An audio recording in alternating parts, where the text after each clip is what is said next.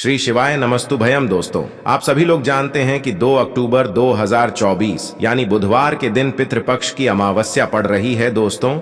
और यह वह बुधवार है जो पितृपक्ष महीने में पड़ने वाला सबसे बड़ा अमावस्या है, क्योंकि यह पितृपक्ष महीने में पड़ रहा है। और आप सभी लोग जानते हैं कि पितृपक्ष का महीना 18 सितंबर से शुरू होकर 2 अक्टूबर तक चलेगा।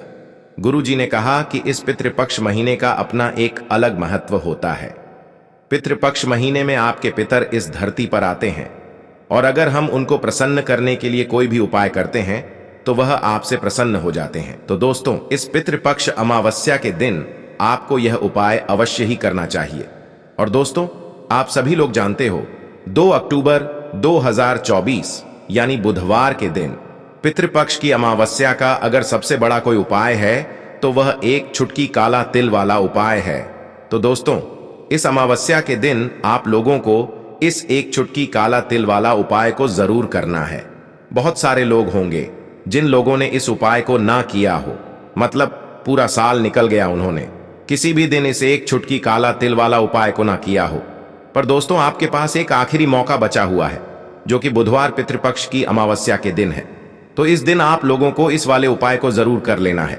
भले ही आपने पूरे साल भर इस उपाय को ना किया हो, पर अगर आपने इस श्राद्ध पक्ष महीने की अमावस्या के दिन अगर इस वाले उपाय को कर लिया तो आपको इस उपाय को करने का वह फल मिलेगा जिसकी आपने कभी कल्पना भी नहीं करी होगी। इसीलिए आप लोग इस वाले उपाय को एक बार जरूर कर लेना, ताकि आप लोगों के हाथ से यह मौका ना जा सके और आपको इस उपाय को करने का फल मिल सके। दोस्तों, ये उपाय पंडित जी ने अपनी अभी की ही शिव महापुराण की कथा में बताया है, जिस उपाय को आज हम आपको बहुत अच्छे से समझाने वाले हैं। इस वीडियो को देखने के बाद इस उपाय को समझने के लिए आपको कोई और वीडियो को देखने की जरूरत नहीं पड़ेगी। तो चलिए दोस्तों, उपाय को शुरू करते हैं। देखिए, यह इस पितृपक्ष महीने के अमावस्या के दिन यह इतना खास होता है, इतना महत्वपूर्ण होता है, देखा गया है। कभी कभी बड़े बड़े पूजा पाठ अनुष्ठान से जो मनोकामना पूर्ण नहीं होते, वह पितृपक्ष महीने के दिन एक छोटे से उपाय करने से ही आपकी मनोकामना पूर्ण हो जाती है। और बहुत सारे लोगों ने इस उपाय को किया भी है और उनको इस उपाय को करने का फल भी जरूर मिला है।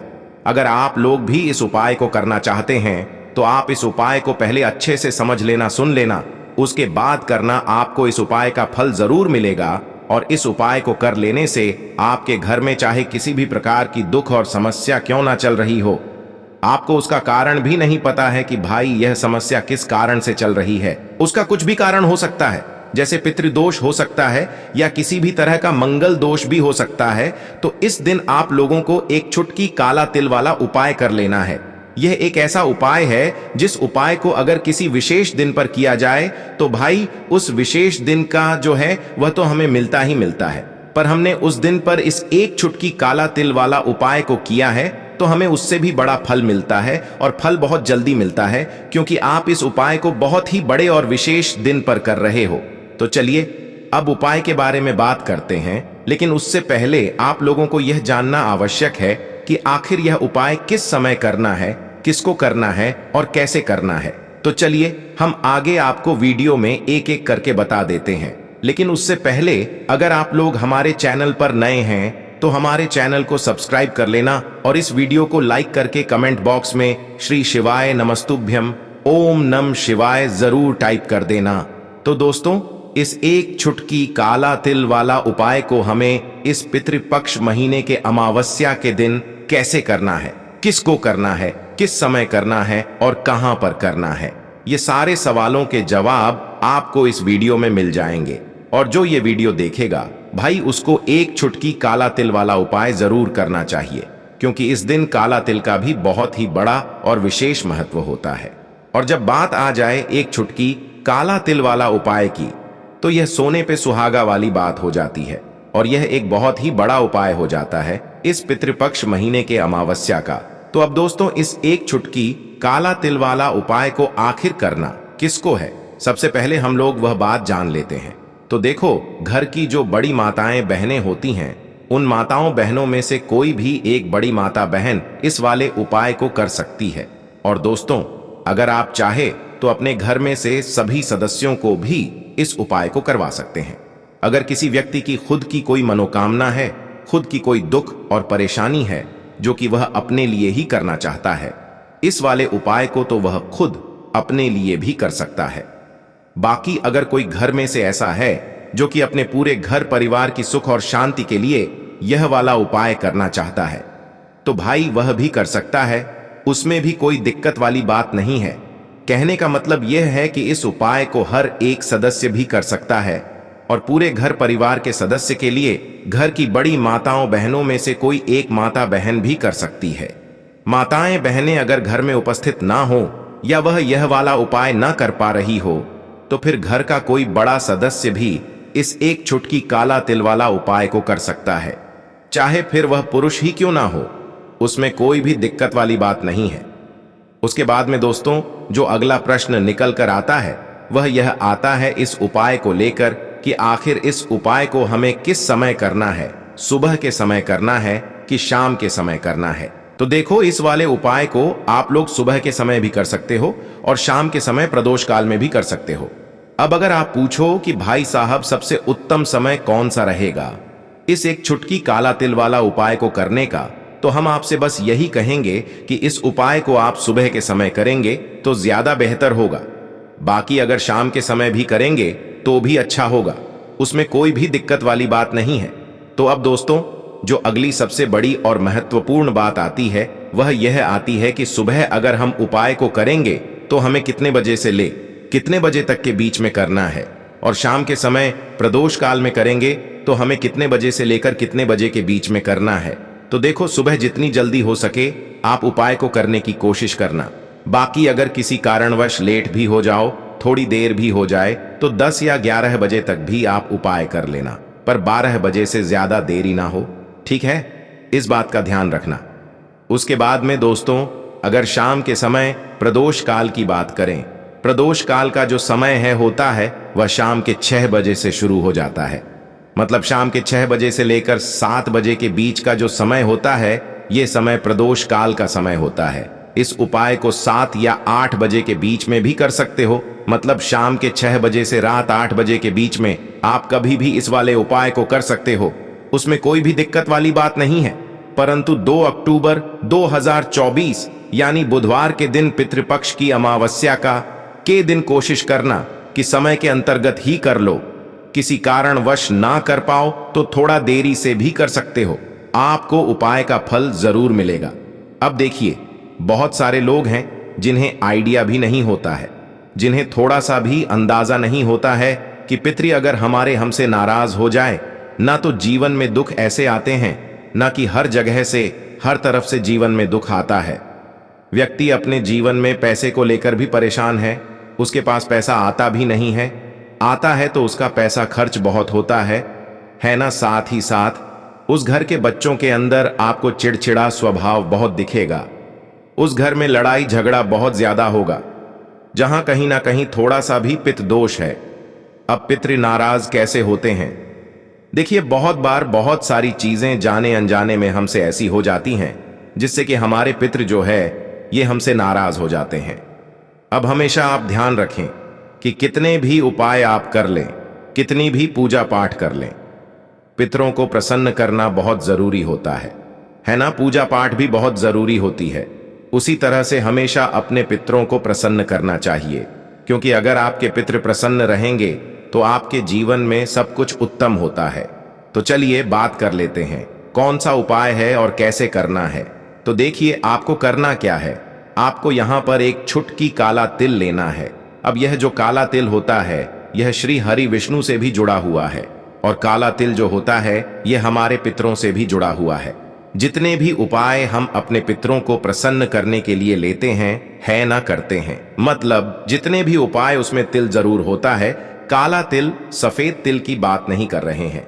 2 तिल होते हैं ना, एक काला एक सफेद। तो एक चुटकी काला तिल लेना है, और जिस जल से आप स्नान करते हैं उसमें एक चुटकी काला तिल आपको डालकर ही स्नान करना है अमावस्या की तिथि, जिस दिन अमावस्या की तिथि है उस दिन। और साथ ही साथ आपको थोड़ा सा गंगा जल भी डालना है।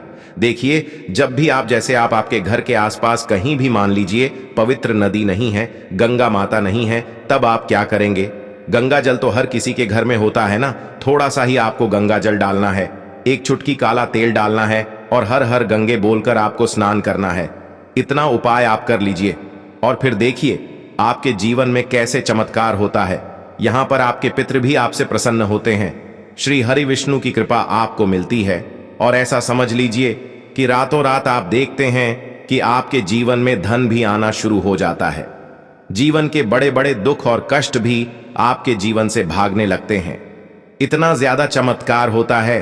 एक छुटकी तिल और गंगा जल अपने जल में मिलाकर जो व्यक्ति स्नान कर लेता है उसके जीवन में वह रातों रात चमत्कार देखता है। तो जो लोग चाहते हैं ना कि जीवन से हर तरह का दुख दूर हो जाए, हर तरह की समस्या परेशानी कष्ट दूर हो जाए, उन्हें तो विशेषकर पितृपक्ष महीने की अमावस्या के दिन एक छुटकी तिल डालकर और गंगा जल डालकर स्नान जरूर करना चाहिए। करके देखिए, इस बार आप अमावस्या पर खुद अपने जीवन में बहुत बड़ा बदलाव और चमत्कार देखेंगे। पूरी सच्ची श्रद्धा से ही उपाय आपको करना है। तो देखिए, पहले उपाय की बात कर ली, अब बात कर लेते हैं 2 अक्टूबर पितृपक्ष महीने की अमावस्या के दिन किए जाने वाले दूसरे उपाय की। अच्छा, जो दूसरा उपाय आपको बताने जा रहे हैं ये विशेषकर उन लोगों के लिए है जो लोग कहते हैं कि हमारे घर में क्लेश बहुत बहुत होता है, घर में गरीबी बहुत छाई रहती है, निर्धनता छाई रहती है ना, घर में बहुत ज्यादा पैसों की कमी रहती है, घर में बहुत ज्यादा फिजूल खर्ची होती है।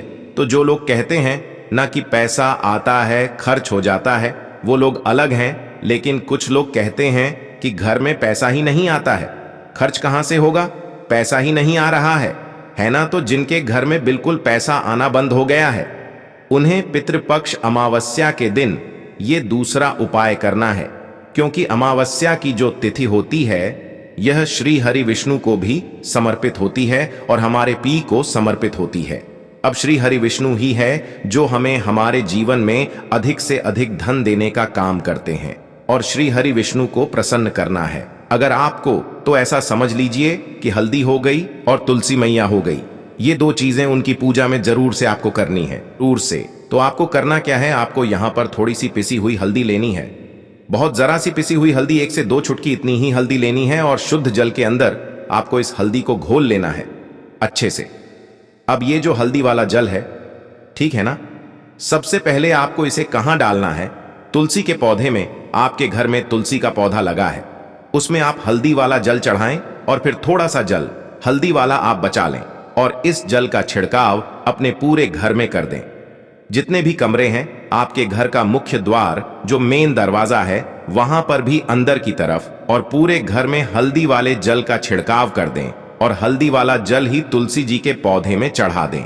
अब देखिए, ऐसा समझ लीजिए कि जो व्यक्ति हल्दी वाला जल तुलसी जी के पौधे में चढ़ा देता है और उसके बाद अपने घर में इसका छिड़काव कर लेता है, उसे अपने जीवन में श्री हरि विष्णु से कुछ कहने की भी जरूरत नहीं पड़ती है। माता तुलसी और श्री हरि विष्णु मां लक्ष्मी ऐसी कृपा उसके ऊपर करते हैं कि वह व्यक्ति रातों रात धन में खेलने लगता है। मतलब उसके जीवन में बहुत तेजी के साथ पैसा आना शुरू हो जाता है, क्योंकि हल्दी आपके जीवन में सुख समृद्धि धन की वृद्धि इन चीजों को बढ़ाने का काम करती। आपके जीवन में किसी एक जगह से किसी एक तरफ से धन को नहीं खींचती है, हर जगह से हर तरफ से धन को खींचने का काम करती है, क्योंकि हल्दी जुड़ी हुई है आपके गुरु ग्रह से। आपके गुरु ग्रह को बहुत मजबूत कर देती है और जैसे ही आपकी कुंडली में गुरु मजबूत हुआ ना, आप धन में खेलते हैं। दूसरी चीज, श्री हरि विष्णु इतने प्रसन्न हो जाते हैं जब आप तुलसी जी के पौधे में हल्दी वाला जल डालते हैं कि आपकी सारी मनोकामना को वह पूरा कर देते हैं। इतना उत्तम उपाय है। पितृपक्ष अमावस्या के दिन का यह उपाय आपको विशेषकर जरूर करना चाहिए। तो चलिए अब जल्दी से बात कर लेते हैं अपने तीसरे उपाय की। देखिए, हमने आपको पहले भी बताया कि अगर पितृ नाराज है ना, बहुत सारे लोगों को अंदाजा नहीं होता है कि हमारे पितृ हमसे नाराज हैं। पता कैसे लगाएंगे कि पितृ नाराज हैं? घर में लड़ाई झगड़ा हो रहा है, घर में क्लेश बहुत रहता है, घर में कोई ऐसा व्यक्ति है जिसका स्वभाव बहुत चिड़चिड़ा है, हर वक्त लड़ाई, हर टाइम कुछ ना कुछ बोलना है ना, या फिर आपके घर में बहुत ज्यादा समस्याएं आ रही हैं, संतान को लेकर आप परेशान हैं, है ना, बच्चे जो हैं वह पढ़ाई में दिमाग नहीं लगाते। बहुत सारी चीजें ऐसी होती हैं जिससे आप अंदाजा लगा सकते हैं कि हाँ, हमारे घर में कहीं ना कहीं पितृदोष हो सकता है।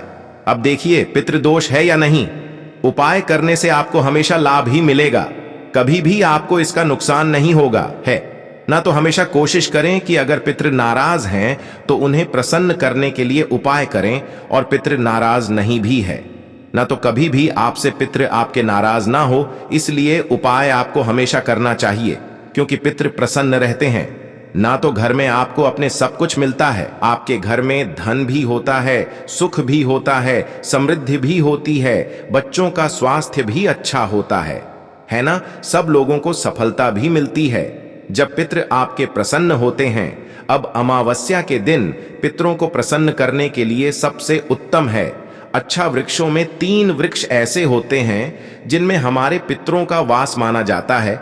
उन्हीं में से एक है पीपल का पेड़, जिसमें हमारे पितरों का वास होता है। आपको क्या करना है, एक लोटा में जल लेना है, एक लोटा जल लेंगे, उसके अंदर थोड़े से चीनी के दाने डाल लेंगे या गुड़ डाल लेंगे, कोई भी चीज आप डाल लें। अब ये मीठा जल आपको लेकर जाना है पीपल के पेड़ के नीचे, और पीपल की जड़ में आपको ये मीठा जल चढ़ाना है।